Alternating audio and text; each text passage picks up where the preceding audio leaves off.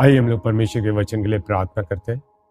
हे जीवित परमेश्वर, प्रभु यीशु मसीह के नाम से हम तेरे सम्मुख आते हैं प्रभु। और परमेश्वर इच्छा चाहते प्रभु तेरे वचन के द्वारा तू आज हमसे बातें कर प्रभु। और पवित्र आत्मा तो सामर्थ्य दे प्रभु, तेरे वचन के अनुसार प्रभु हम साहस के साथ चल सके प्रभु। धन्यवाद करते हैं, यीशु मसीह के नाम से प्रार्थना करते हैं, आमीन। आइए हम लोग पहला कुरिन्थियों का किताब 15वां अध्याय 12 से लेकर 19 पढ़ते हैं।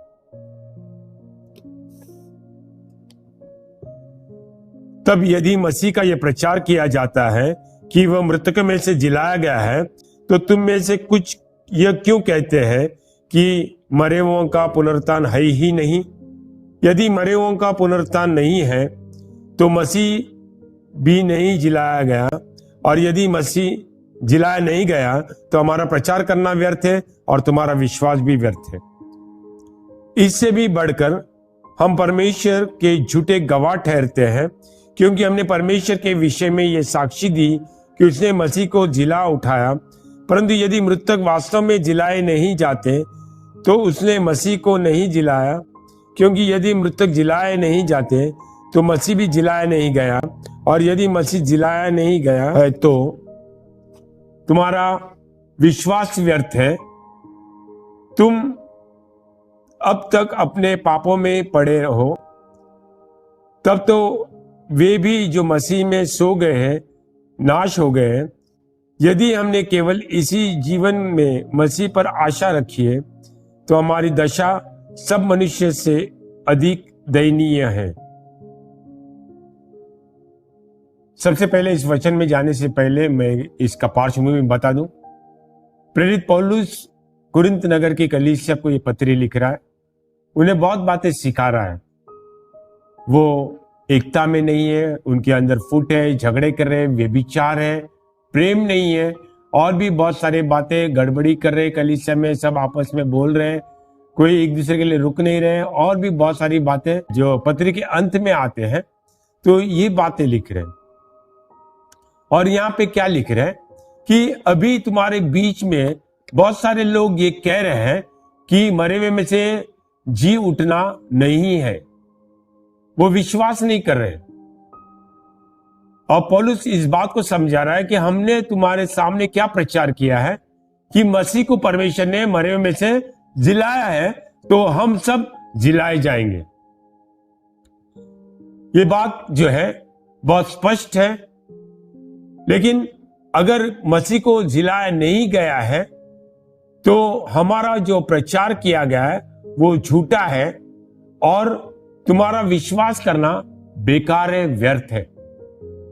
और यीशु मसीह मरे में से जिलाया नहीं गया है, और बाकी के लोग जो मरे में से जी नहीं उठते हैं, तो ये बात स्पष्ट है कि हम जो विश्वास करते हैं वो अभी भी पाप में है, और जो पहले विश्वास में मर चुके हैं उनका नाश हो गया, उन्हें कोई आशा नहीं फिर से जी उठने की। लेकिन ये सत्य नहीं है। परमेश्वर का धन्यवाद हो, परमेश्वर ने प्रभु यीशु मसीह को मरे में से जिलाया है, और उसके द्वारा जो है मैं और आप धर्मी ठहरे हैं।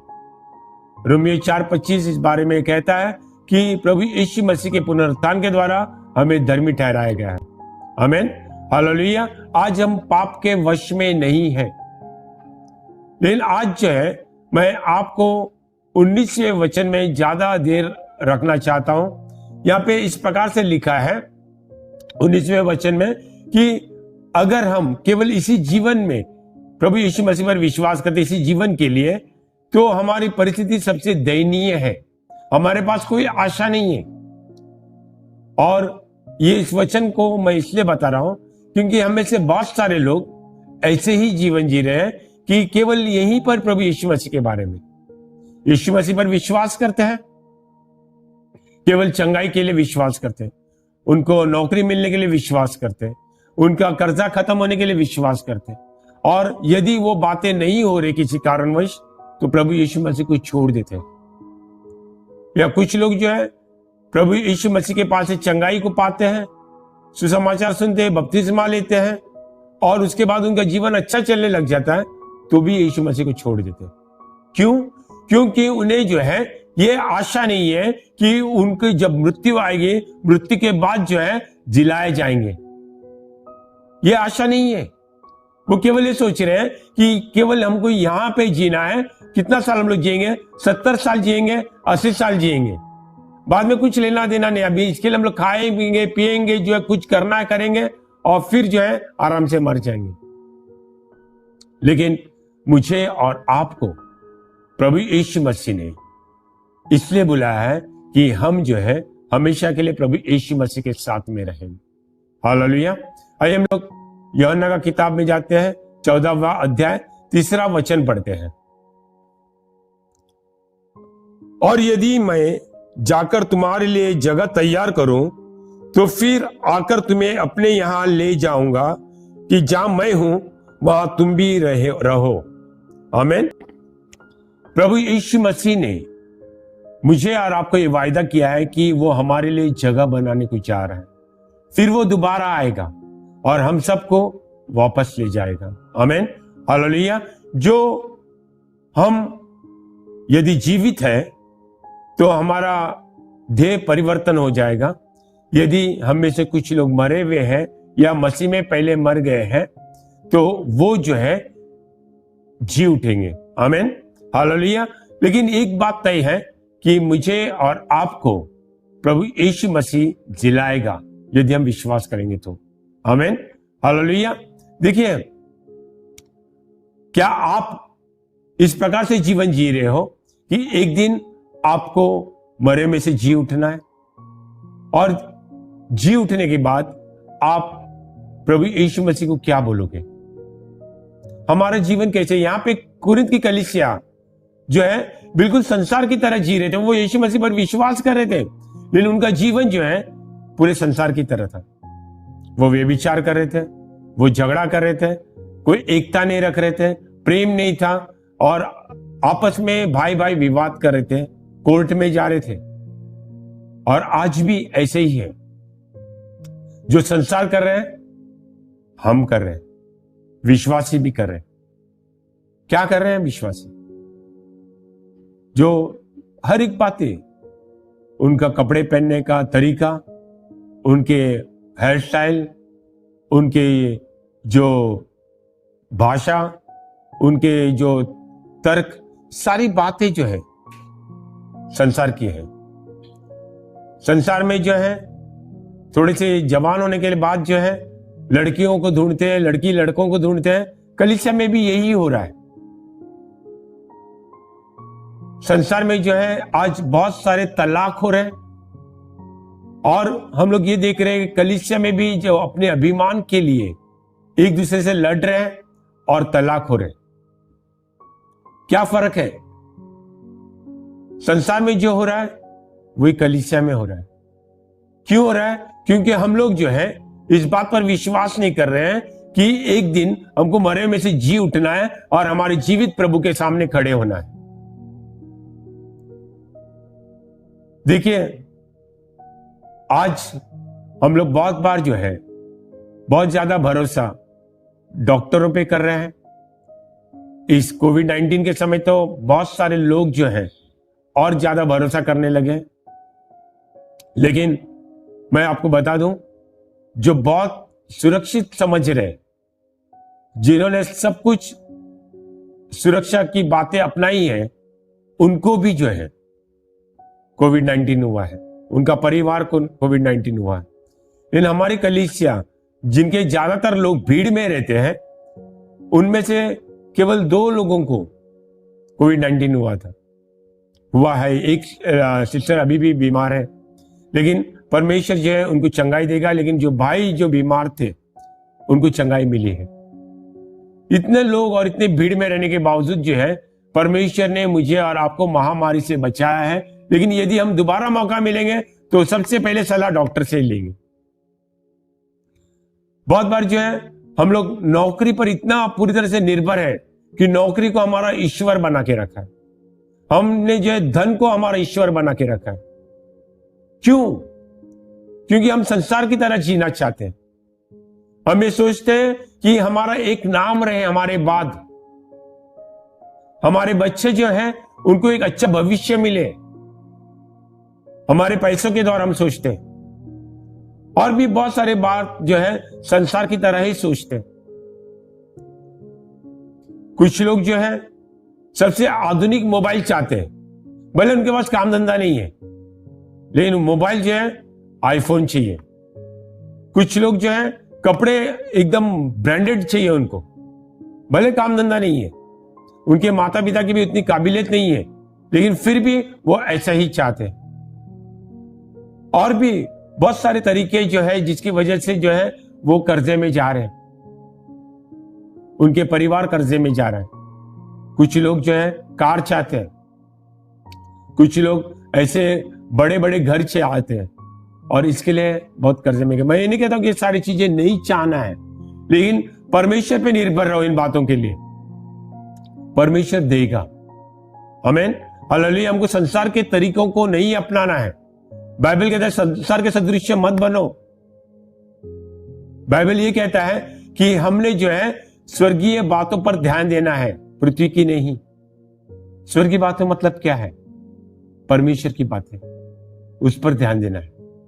बहुत सारे बार हम लोग पृथ्वी पर की बातों पर ध्यान लगे रहते, बनाए रहते।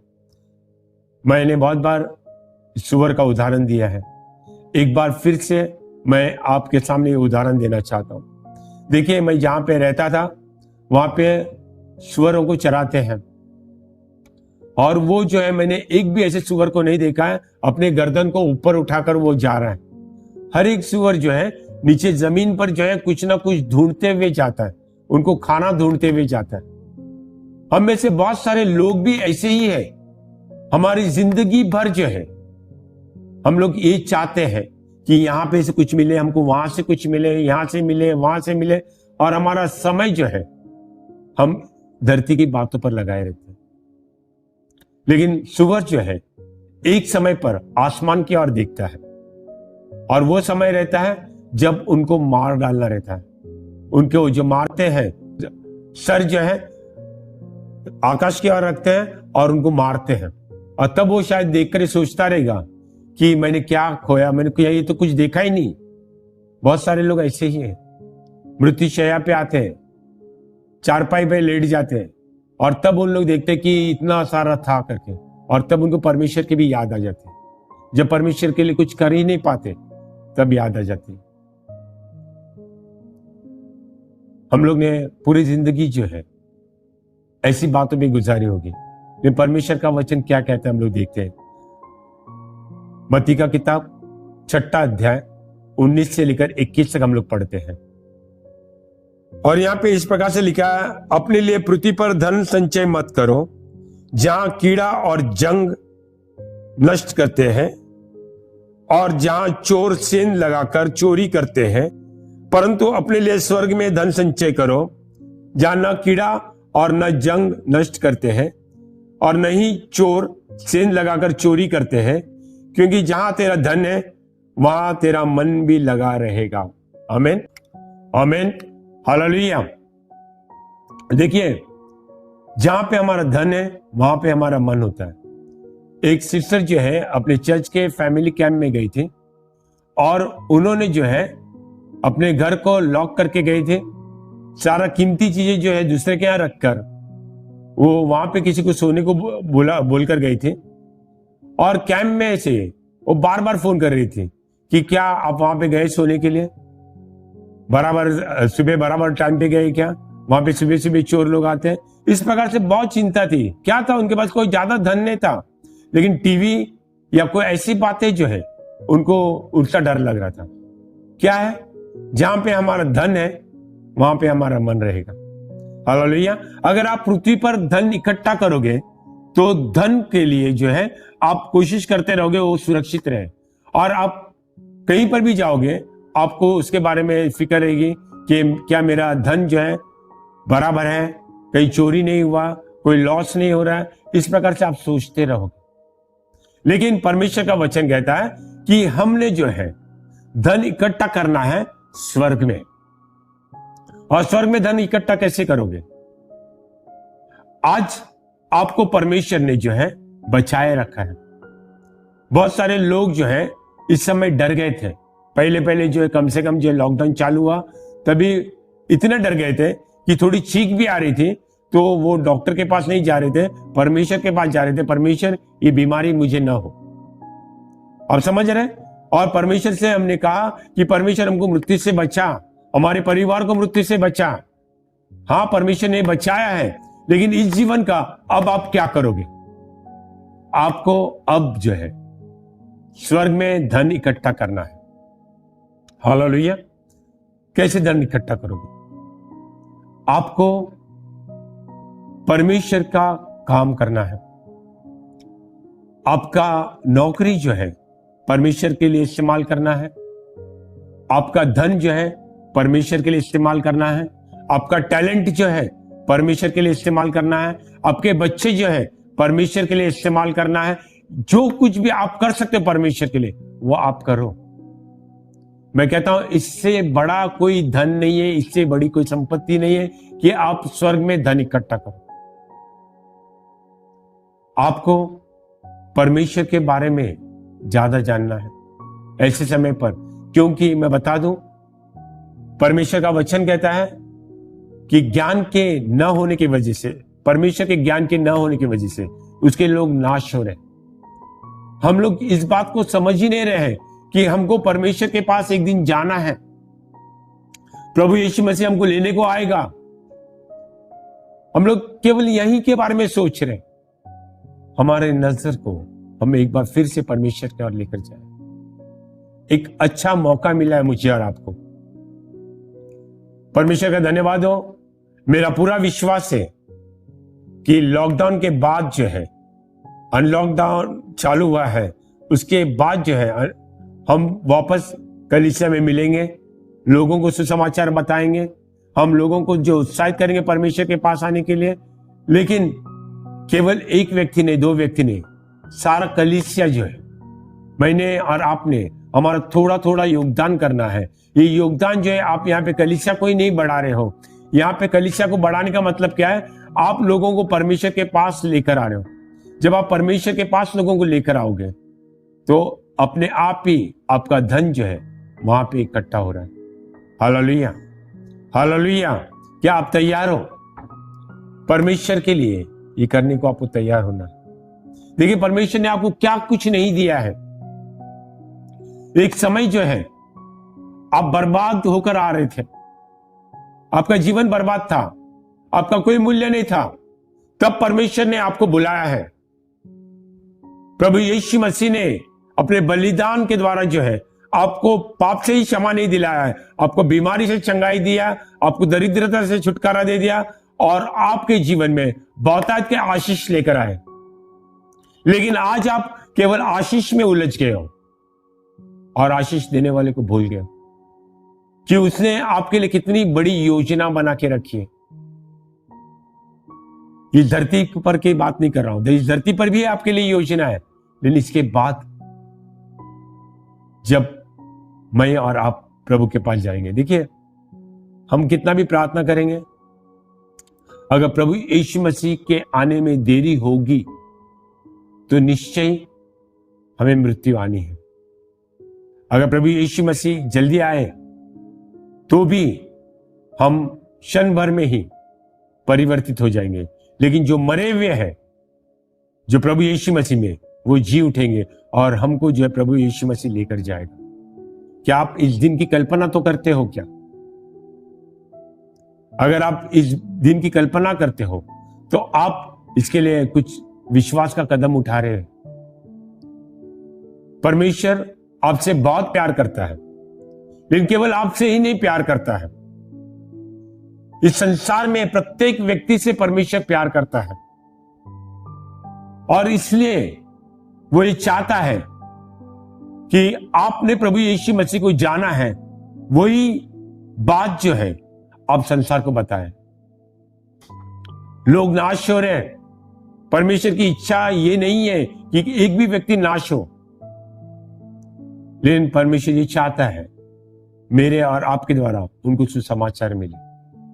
हालेलुया। बिना सुसमाचार के वो कैसे विश्वास करेंगे, और विश्वास नहीं करेंगे तो उनको उद्धार कैसा मिलेगा? आमीन, हालेलुया। यही जो है आपको ये काम करना है, केवल पैसे इकट्ठा करना नहीं है।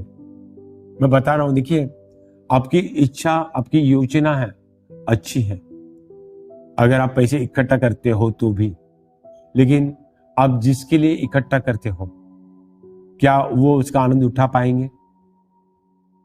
यदि आप अपने बच्चों को परमेश्वर का भय मानना सिखाओगे, तो यदि आप पैसे छोड़कर भी नहीं जाओगे, तो जिस परमेश्वर ने आपको संभाला है, वही परमेश्वर आपके बच्चों को संभालेगा। आमीन, हालेलुया। उनके जीवन में कोई गति नहीं होगी, और हमारी जो आशीष है हमारे तीसरी चौथी पीढ़ी तक जाएगी। आमीन, अगर हम परमेश्वर के साथ में बने रहेंगे तो। हालेलुया। ये हमारे पैसे भी नहीं जाएंगे तीसरी चौथी पीढ़ी तक, लेकिन परमेश्वर की जो आशीषें जो है बहुत लंबी तक जाएंगी। आमीन। आपको और मुझे जो है परमेश्वर के साथ चलना है। हालेलुया। एक बार फिर से मैं कहता हूं, बहुत हुआ धरती की बातें।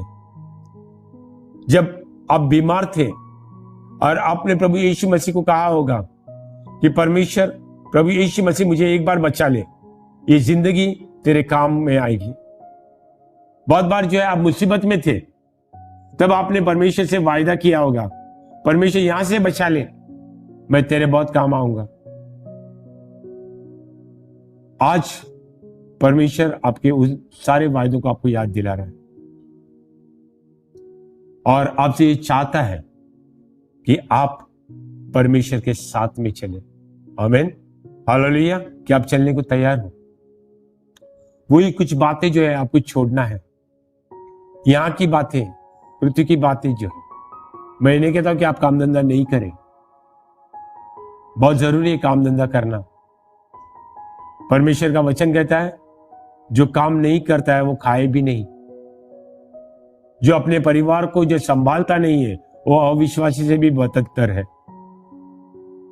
इस बात को जान लो।